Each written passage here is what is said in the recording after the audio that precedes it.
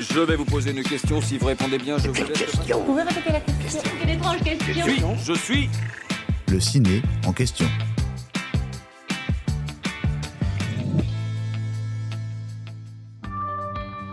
En 1994, les Français découvrent La liste de Schindler, un film réalisé par Steven Spielberg.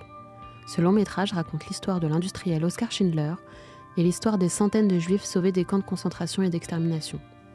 Dans les salles obscures, les spectateurs apprennent comment cet industriel allemand a réussi à protéger des centaines de Juifs en les faisant travailler dans son usine.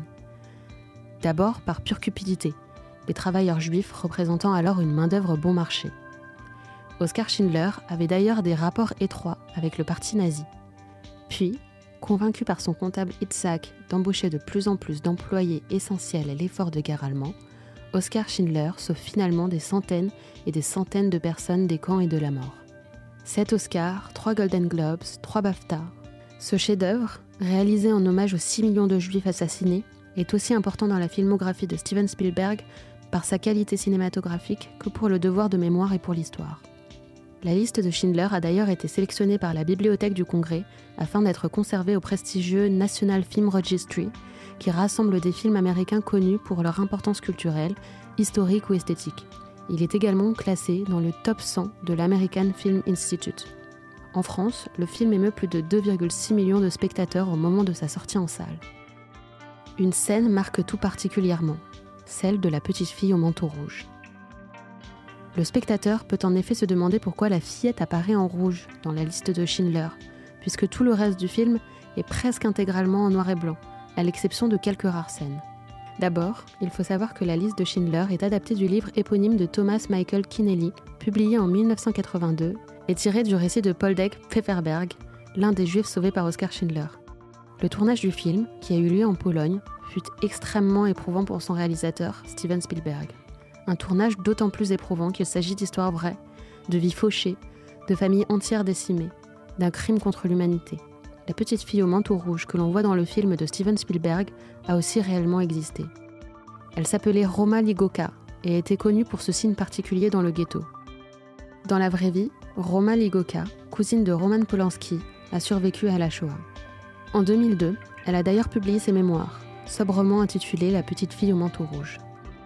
Mais si le film de Steven Spielberg a marqué Roma Ligoka, la présence d'une petite fille au manteau rouge dans le long métrage ne serait a priori pas directement inspirée de son histoire.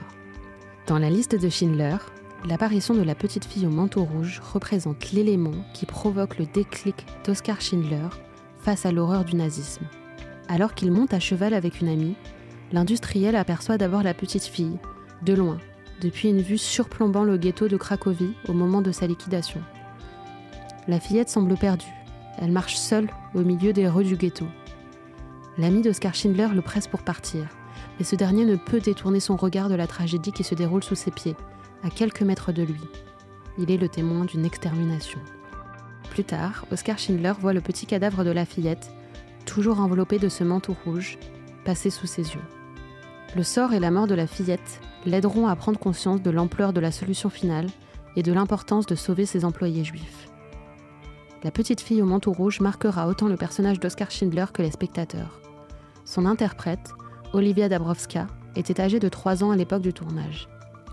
Désormais âgée d'une trentaine d'années, Olivia Dabrowska vit toujours en Pologne et consacre son temps à l'accueil de réfugiés ukrainiens.